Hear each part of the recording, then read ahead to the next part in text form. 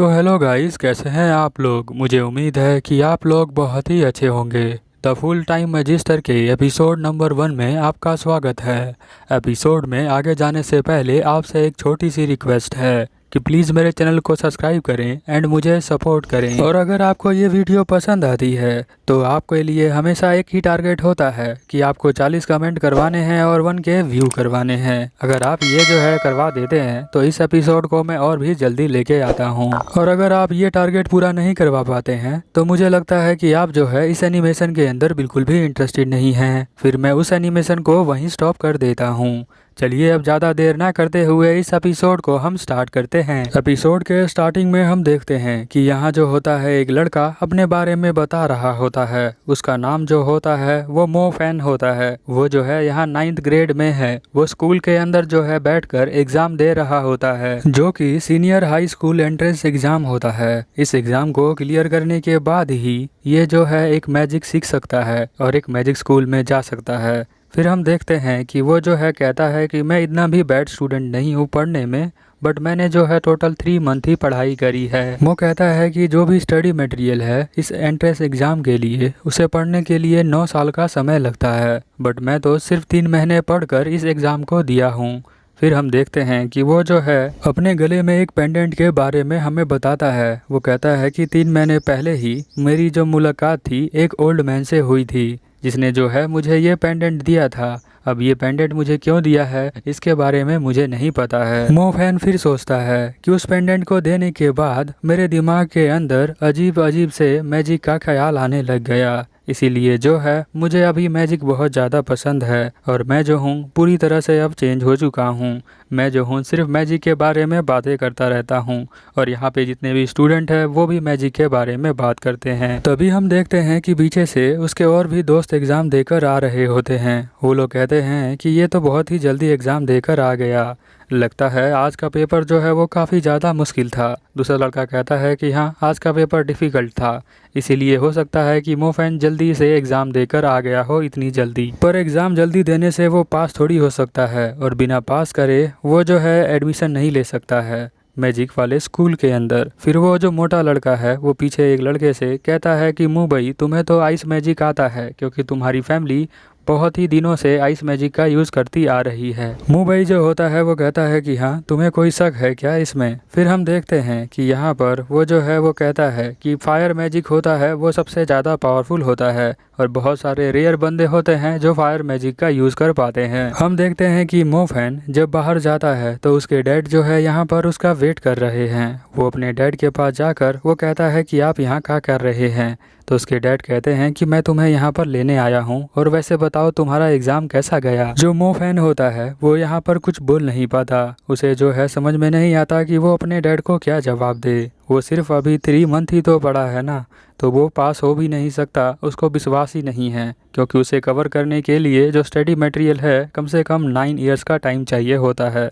तो वो सोचता है कि मैं तो पास हो नहीं सकता, इसलिए मुझे कुछ सोचना नहीं चाहिए। यहाँ पर वो इतना ज़्यादा सोच रहा होता है मो फैन, तो उसके डैड उसे देखकर कहते हैं कि अरे तुम्हें इतना ज़्यादा चिंता करने की कोई ज़रूरत नहीं है। मैंने तुम्हारे लिए एक काम के बारे में बात कर ली है। तुम जो हो एक नेक्स्ट सिटी के अंदर जाकर ड्राइवर का काम कर सकते हो। तुम्हें जो है अंकल गुंग फैंग जो होंगे वो तुम्हें सिखा देंगे ड्राइविंग कैसे करनी है और वहाँ की सैलरी भी बहुत ही अच्छी है क्योंकि 4 से 5 हज़ार रुपये मिल जाएंगे। अब इसके डैड भी मेरे डैड की तरह ही ड्राइवर ही होते हैं। मेरे डैड जो है वो ऑटो ड्राइवर हैं और इसके डैड भी ड्राइवर ही हैं। हम देखते हैं कि यहाँ पर वो कहते हैं उसके डैड कि तुम बहुत ज़्यादा यंग हो और अभी से काम करोगे तो कहीं ना कहीं तुम आगे जाकर बहुत ज़्यादा सक्सेस पा लोगे। कहते हैं कि सब बच्चों की तरह यहाँ पर मो फैन भी कहता है कि मुझे तो अपनी स्टडी करनी है, मैं जो हूँ ये ड्राइवरी नहीं कर सकता हूँ डैड। हम देखते हैं कि यहाँ पर वो बहुत ज़्यादा रिक्वेस्ट करता है। वो कहता है कि मैं जो हूँ एक मैजिशियन बनना चाहता हूँ, बहुत बड़ा मैजिशियन। यहाँ पर उसके डैड कहते हैं कि तुम्हारा रास्ता बहुत ही अच्छा है, बट तुम्हें पारे पास कोई प्लान नहीं है इसके लिए, क्योंकि तुम्हारा जो एग्ज़ाम है वो मुझे नहीं लगता है कि तुम जो हो क्लियर कर पाओगे और जो भी रिक्वायरमेंट है एंट्रेंस एग्ज़ाम की उसको फुलफ़िल नहीं कर पाओगे। किसी भी बच्चे को बिना चेक किए आप जज नहीं कर सकते हैं, तो किसी को जज नहीं करना चाहिए। हम देखते हैं कि यहाँ पर मो फैन कहता है कि डैड मैं बहुत ज़्यादा सीरियस हूँ, मैजिशियन बनने के लिए। वो कहते हैं कि मैं जो हूँ कोई लूज़र नहीं हूँ, मैं आपको दिखाऊंगा कि मैं जो हूँ इस मैजिक वर्ल्ड के अंदर सबसे बड़ा बन के दिखाऊंगा। उसके डैड समझ जाते हैं कि उनका जो लड़का है वो ड्राइवर बनना नहीं चाहता है, इसीलिए वो कहते हैं अगर तुम सीरियस हो तो मैं जो हूँ ज़रूर सोचूंगा इसके बारे में। यहाँ पे मो फैन जो होता है वो बहुत ज़्यादा खुश हो जाता है। अब वो दोनों जो है यहाँ से जाने लग जाते हैं। वो कहता है कि डैड जब मैं बड़ा मैजिशियन बन जाऊंगा तो सभी लोग आपकी रिस्पेक्ट करेंगे। दोस्तों, कोई काम छोटा या बड़ा नहीं होता है, बट जो सामने वाला बंदा है, जो देखने वाला है, उसके दिमाग पर डिपेंड करता है कि वो देखकर कैसा सोचता है। कई लोगों का दिमाग ही छोटा होता है बचपन से। हम देखते हैं कि वो जो है अपने घर की तरफ जा रहा होता है, मो फैन अपने दोस्त के साथ। यहाँ पर जो उसका दोस्त है वो बताता है कि मिस मू जो है यहाँ पर इस कैपिटल के अंदर आ गई हैं, मैंने उन्हें सुबह सुबह देखा था। तो वो जो है यहाँ पर मो फैन वो बिल्कुल भी रिस्पॉन्स नहीं देता है। वो कहता है उसका दोस्त कि वो बहुत अच्छी लग रही है, बट तुम क्यों रिस्पॉन्स नहीं दे रहे हो। यहाँ पर मो फैन जो है वो बहुत तेज़ तेज़ चलना स्टार्ट कर देता है, जहाँ उसका दोस्त कहता है कि अरे रुक जाओ, मुझे भी चलना है तुम्हारे साथ। फिर हम देखते हैं कि उसका दोस्त कहता है मुझे समझ में नहीं आ रहा है कि तुम जो हो इतना ज़्यादा एक्साइटेड क्यों नहीं हो। मिस मू का नाम सुन के तो तुम बहुत ज़्यादा एक्साइटेड होते हो। तभी वो देखता है बड़े ही चौक से कि वहाँ पर उसके डैड जो होते हैं अपने मालिक से बात कर रहे होते हैं। वो कहते हैं कि मुझे बस एक फेवर चाहिए कि मेरे जो सन है उसका एडमिशन करवा दो। वहाँ पर उसके डैड कहते हैं कि अगर आप मेरे सन के लिए बात करेंगे उस कॉलेज के प्रिंसिपल से तो मुझे लगता है कि वो एडमिशन ज़रूर करवा देंगे। बट यहाँ पर वो आदमी बोलता है कि नहीं, मैं ऐसा नहीं कर सकता हूँ। अगर तुम्हारा सन पास हो जाएगा तो वो अपने आप ही पास हो सके एंटर हो सकता है। फिर हम देखते हैं कि जो मो के डैड होते हैं वो कहते हैं कि उसकी जो है थोड़ी शिक्षा मैंने बहुत ही अच्छी नहीं करवाई है, उसकी स्टडी में थोड़ी सी प्रॉब्लम है, इसीलिए वो जो है एग्ज़ाम को मुझे नहीं लगता कि वो पास कर सकता है। यहाँ पर वो जो दूसरा बंदा होता है वो कहता है तुम्हारी फैमिली की रेपुटेशन मुझे बहुत ही ख़राब लगती है, तो मैं जो हूँ तुम्हारी हेल्प बिल्कुल भी नहीं कर सकता हूँ, क्योंकि मो फैन ने कुछ गलतियाँ करी हैं। वो मैं आपको बाद में बता दूंगा कि वो क्या गलतियाँ हैं जिसकी वजह से ये मना कर रहा है।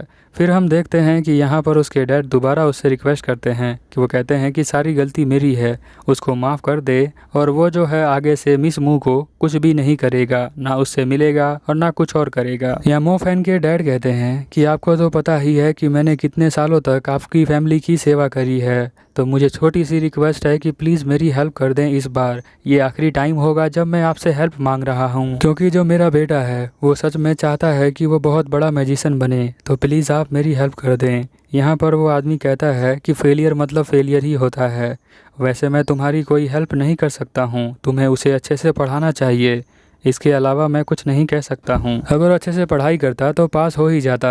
हम देखते हैं कि फिर वो कहता है कि मुँह से तो उसे हमेशा ही दूर रहना चाहिए। अगर वैसे भी वो जो स्कूल है वो बहुत ज़्यादा एक्सपेंसिव है, अगर मैंने तुम्हारा एडमिशन करवा भी दिया तो वो जो है बहुत ज़्यादा फ़ीस लेंगे। फिर हम देखते हैं कि ये अमीर आदमी जो है यहाँ पर गेम खेल जाता है। वो कहता है मो के डैड को कि तुम अपना घर मुझे दे देना। अब यहीं पर मो जो है वो दूर से खड़ा होकर सुन रहा होता है उस आदमी और अपने डैड की बात को। यहाँ पर वो आदमी कहता है कि वैसे भी तुम्हारा घर जो है वो बहुत ही ज़्यादा ख़राब है। तो यहाँ पर उसके डैड कहते हैं कि ठीक है, तो मैं जो हूँ डील करता हूँ और मैं जो हूँ अपना घर तुम्हें दे दूँगा। फिर हम देखते हैं कि यहाँ पर मो सोचता है कि हमेशा गरीब आदमी को और जो आदमी कमज़ोर होता है उसे ही बुली किया जाता है। ऐसा क्यों होता है इस वर्ल्ड के अंदर? क्योंकि इस वर्ल्ड को तो भगवान ने बनाया है और भगवान ने इंसानों को भी बनाया है, पर इंसानों ने पैसे को बनाया है। और जिनके पास ज़्यादा पैसा होता है और जिनके पास कम होता है, ज़्यादा पैसे वाले कम पैसे वाले को बुली करते ही हैं, बट सब ऐसे नहीं होते। फिर हम नेक्स्ट सीन में देखते हैं कि यहाँ उसके डैड जो है रात को खाना खाते समय वो बहुत ज़्यादा खुश होते हैं। वो कहते हैं मेरे बेटे, मैंने तुम्हारे लिए एक गुड न्यूज़ लेके आया हूँ, मैंने तुम्हारा एडमिशन मैजिक स्कूल के अंदर करवा दिया है।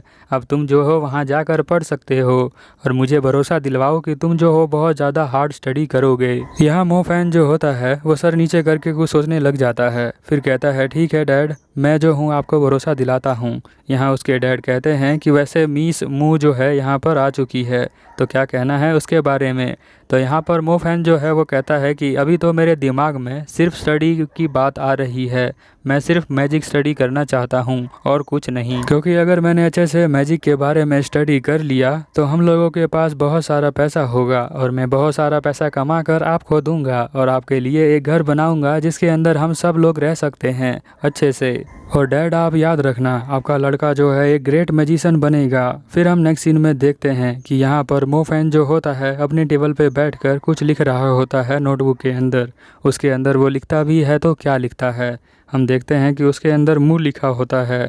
मुँह जो है उसके बारे में हमें दिखाया जाता है पास्ट में, जब वो छोटा था तो रात को जंगल में इंतज़ार कर रहा था, जहाँ पर वो लड़की मुँह जो है वो जंगल के रास्ते बाहर आ गई थी अपने घर से। तो वो उसके पास आकर कहती है कि मोफैन चलो अब यहाँ से चलते हैं। मोफैन कहता है कि हमें कहाँ जाना है, तो वो कहती है कि बहुत दूर जाना है हमें, जहाँ पर ये लोग कभी पहुँच नहीं पाए। वो अपने घर वालों के बारे में बात कर रही है शायद। फिर हम देखते हैं कि वो अपना हाथ आगे करती है, जहाँ पर मोफैन जो है अपना हाथ आगे करके उसे पकड़कर ले जाने लग जाता है। बट हम देखते हैं कि वो लोग ज़्यादा दूर भाग नहीं पाते हैं, क्योंकि जो यहाँ पर मुँह के डैड होते हैं वो बहुत ज़्यादा रिच फैमिली से बिलोंग करते हैं, जो तुरंत ही उनको पकड़ लेते हैं। और मुँह के डैड जो होते हैं ड्राइवर होते हैं मुँह के डैड के।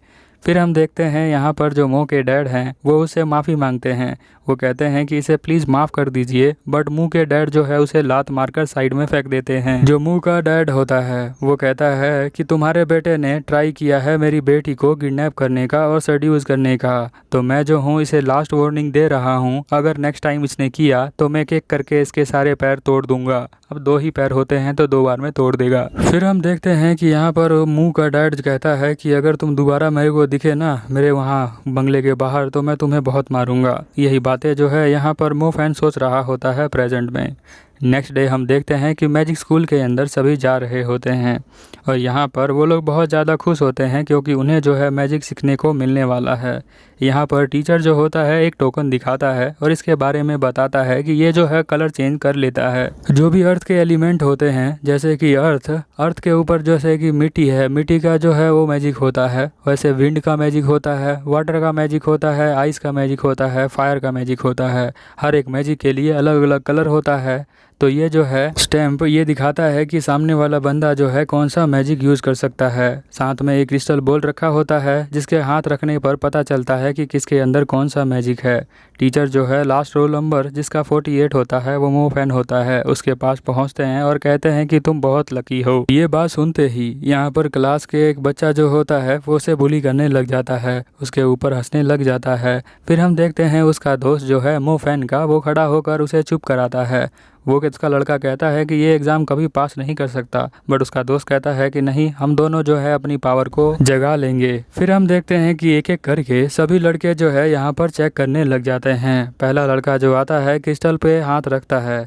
ये जो लड़का है वो मुँह फैमिली से बिलोंग करता है, यानी कि इसके पास पहले से ही पता होता है कि आइस मैजिक जो है वो आने वाला है, क्योंकि इसके मॉम डैड जो हैं वो पहले से ही आइस मैजिक यूज़ करते हैं। क्रिस्टल का कलर चेंज हो जाता है और हम देखते हैं कि उसके बैंड का कलर भी चेंज हो जाता है। अब ऐसे ही करके सभी लड़के एक एक करके यहाँ पर आ जाते हैं। लास्ट बारी जो होती है वो मोफैन की होती है। फिर हम देखते हैं कि वो जो है जाने वाला होता है, तभी वो मोटा लड़का कहता है कि जाओ जाओ तुम्हारी बारी है, कम से कम तुम लाइट मैजिक यूजर तो बनोगे ही। फिर हम देखते हैं कि यहाँ पर वो टीचर के पास आता है। टीचर कहता है कि तुम्हें जो है वहाँ पर हाथ रखना है। वो हाथ रखता है और बट हाथ को मूव करने लग जाता है। टीचर कहता है कि तुम अपना हाथ को शांत रखो। फिर हम देखते हैं कि यहाँ पर सभी बच्चे हंसने लग जाते हैं, क्योंकि उसे तो क्रिस्टल बॉल का यूज़ करना भी नहीं आता है। वो अपनी आंखें बंद कर लेता है और टीचर सोचता है कि कम से कम इसके पास कुछ तो मैजिक आ जाए, नहीं तो यहाँ पर जितने भी बच्चे हैं क्लास के अंदर वो सभी इसके ऊपर बहुत ज़्यादा हंसेंगे। हम देखते हैं कि टीचर बहुत ही अच्छा बंदा है जो इसके बारे में सोच रहा होता है। हम देखते हैं कि जो मोफैन है वो अपनी आंखों को बंद कर लेता है और वो सोचता है कि कम से कम कुछ मैजिक तो आ ही जाए। हम देखते हैं कि वो जो है अपने दिमाग के अंदर जो है यहाँ स्पेस के अंदर आ चुका था, जहाँ पर बहुत बड़ा 2 यूनिवर्स दिख रहा होता है, जैसा कि उसके एक गले में पड़े हुए ज्वेलरी की तरह लग रहा था। वो पर्पल कलर देख रहा था और वो सोच रहा था कि पर्पल कलर से क्या होता है। अब हम देखते हैं कि वो जो पर्पल कलर होता है वो साइड वाले क्लास में होता है, जहाँ पर एक लड़का पर्पल कलर जो है वो क्रिस्टल बॉल में ले आता है, जो कि एक थंडर मैजिक है। उसे देखने के लिए सभी यहीं पर आ जाते हैं, क्योंकि वो जो है सबसे मोस्ट पावरफुल मैजिक होता है। हम देखते हैं कि क्लास के अंदर कोई नहीं होता। मोफैन जो है अपना हाथ क्रिस्टल पे रखता है और क्रिस्टल जो है यहाँ पर पर्पल कलर ले लेता है, यानी कि वो भी बहुत ज़्यादा पावरफुल मैजिक है। बट क्रिस्टल जो है दोबारा कलर चेंज करता है और फिर उसे वो दोबारा कलर चेंज करता है। बहुत बार वो अलग अलग कलरों को चेंज करता है, जिससे हमें पता चलता है कि जो मोफैन है उसके पास बहुत पावर है। बट इसके बारे में ना तो मोफैन को पता होता है और ना पूरी क्लास को पता होता है, क्योंकि सभी क्लास के मेंबर जो हैं वो बाहर पर्पल जो कलर वाला मैजिक है उसे देखने चले गए हैं और क्लास के अंदर कोई भी नहीं है और मोफैन की तो आंखें ही बंद है। चलो फिर ये एपिसोड यहीं ख़त्म हो जाता है। टारगेट के बारे में मत भूलना, प्लीज़ पूरा करवा देना। नेक्स्ट एपिसोड जल्द लाऊंगा। चलो फिर मिलते हैं नेक्स्ट एपिसोड में, तब तक के लिए ओवर एंड आउट।